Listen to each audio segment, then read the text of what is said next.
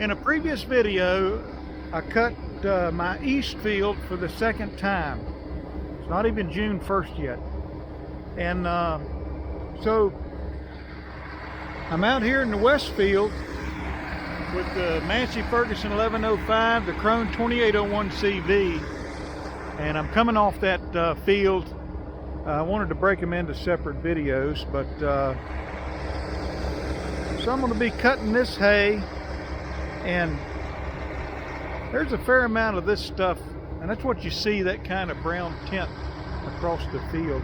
I think it's called velvet grass.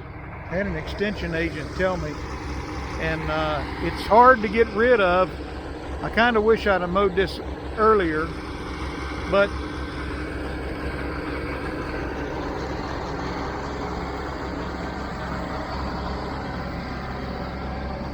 in this field, I used to have Timothy, Claire Timothy in here, and there's still a little bit, but not a whole lot. We're just on the southern edge of where it can grow, but this is the first time I've really walked into this field a little bit, and there's a fair amount of green undergrowth in here, so it's you know, it's probably up to my leg here.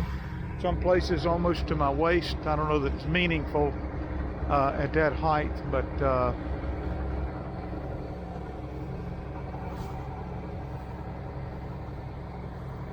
you know, there's still some Timothy in here. There's a piece, there's some right there. I love Timothy hay, and eventually I'd like to put all these fields back into Timothy in a heavy way.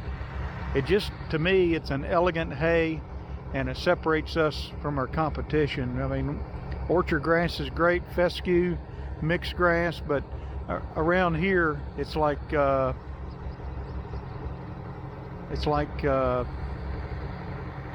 competing against Walmart. You just saw some deer, I think, going down through there. There's a deer out there.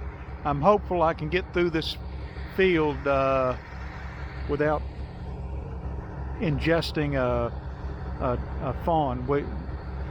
In another video where we had a bad thunderstorm, there were twin fawns. Didn't look like they were but a couple of days old out there towards the end of that field, and I see a doe out there kind of hanging out, and I bet she's got a fawn.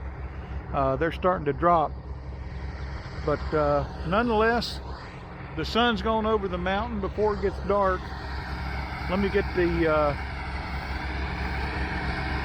the Krone ready to go here. One thing I'm going to be doing is I'll be running at a high stubble on the field, on my east field back there. I cut it pretty close, and in order to make that adjustment, you basically just turn this crank, and there's a stop on there that I have, and it gives me about a 5-inch stubble. So that's what I want in here, and so let me get this set, and then we'll move out. Shouldn't take too long to knock this field out, but I believe there'll be a fair number of square bales in here. There's another piece of Timothy. There's another one, Claire Timothy. But there was a time when everything like a carpet was Timothy in here, and I'm hoping those days will return soon. By the way, if you're new to the channel, this Krone, it's a disc cutter bar, obviously, but it's got impeller tine conditioners, and they throw the grass against that. That black is a tread plate hood, and it really rubs the grass together and scuffs it, and makes for a nice dry down. I think of it like taking the wrapping off of a loaf of bread and setting it out in the sun. The dry down is incredible. So I'm underway making the cut here, but I've geared down to low range third gear, multi-power low. There's two does up there, and there's a third one somewhere, and I know that there's a fawn out here in this field. So I'm not slowing down because I can't make time. I'm slowing down because I really do not want to run down a fawn. And I guess their instinct is to don't move a muscle. But they need to move a muscle because I need to cut hay. So I'm watching closely. I'll come back. The deer right up there. I got a feeling somewhere right in this area there's a fawn.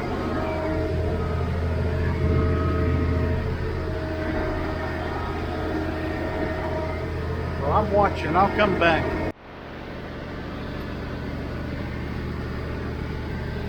So my advice to the does is get your fawns out of this field. It's not a good place to be having a nap today. So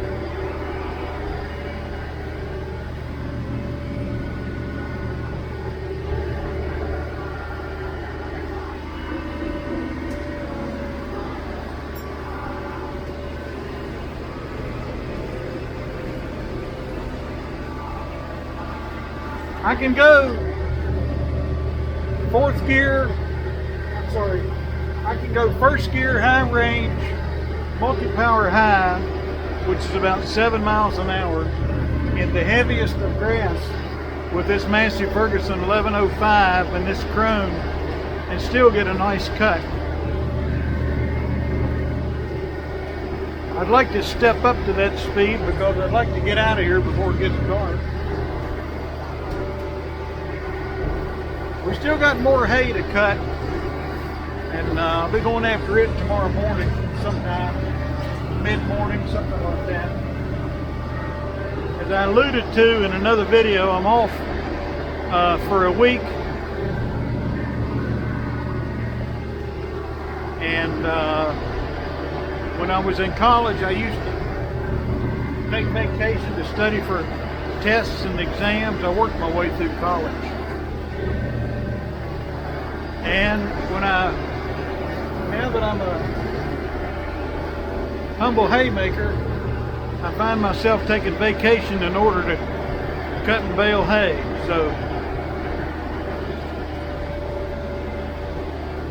it is what it is.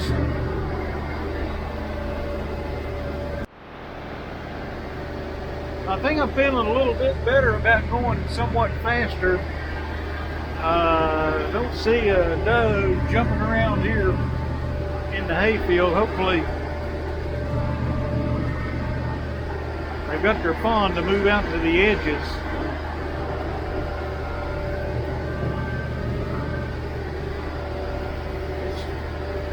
We'll see. Alright, I've kicked up my speed one more time to high range first gear, multi-power low.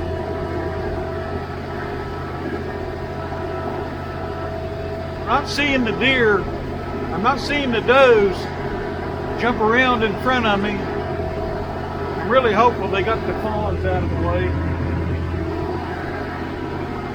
I'll be cutting that low ground tomorrow, and then I'll be up on the hill cutting up there.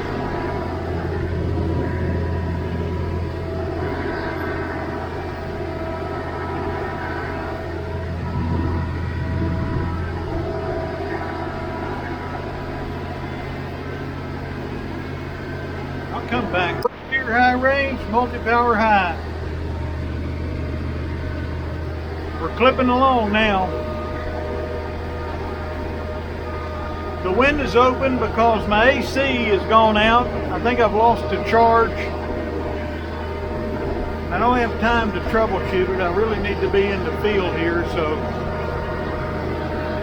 I don't like it, but it is what it is.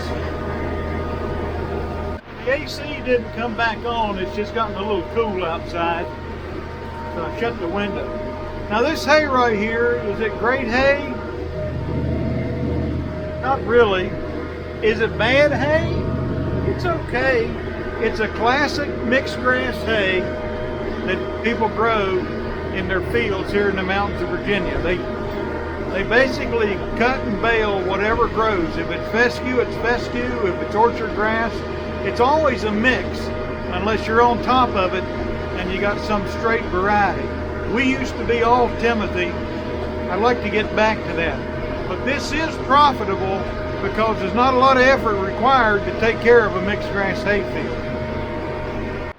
So from a business standpoint, there's a case to be made, and I made it a couple of years ago in some videos, to just go mixed grass. And but I have to tell you, I like that I could say of our Timothy that our Timothy was good as anybody's anywhere.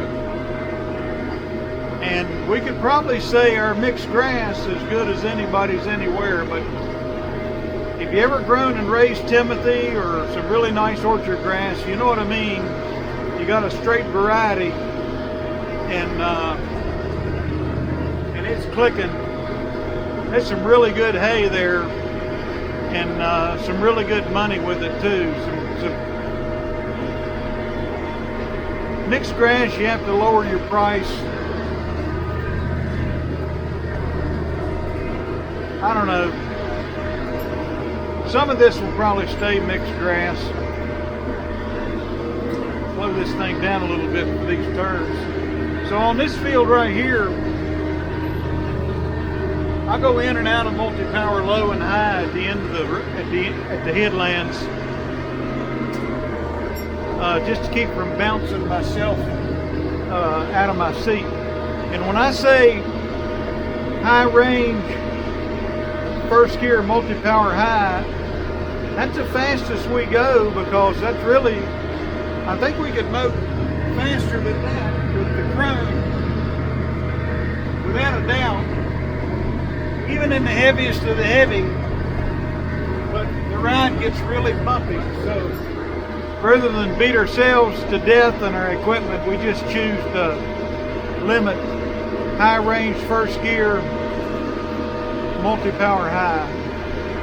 That combo works pretty good for this Massey Ferguson and that Krone. It's about to get dark on me, and but I'll tell you, when you're in a hurry,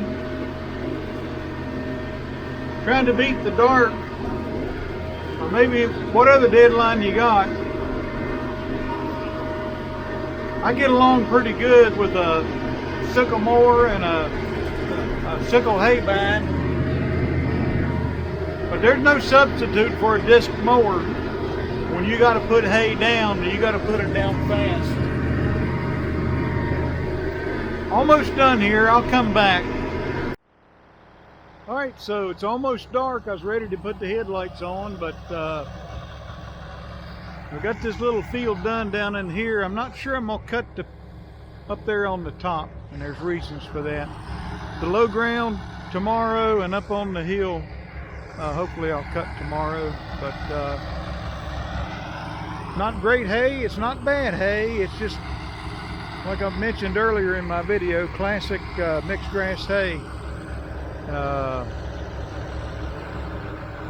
here in these mountains of Virginia. So I'm going to leave it here. The Massey Ferguson 1105, Krone 2801cv, impeller tine conditioner, disc mower. Hit the like button, subscribe, comment, share, and we'll talk to you later.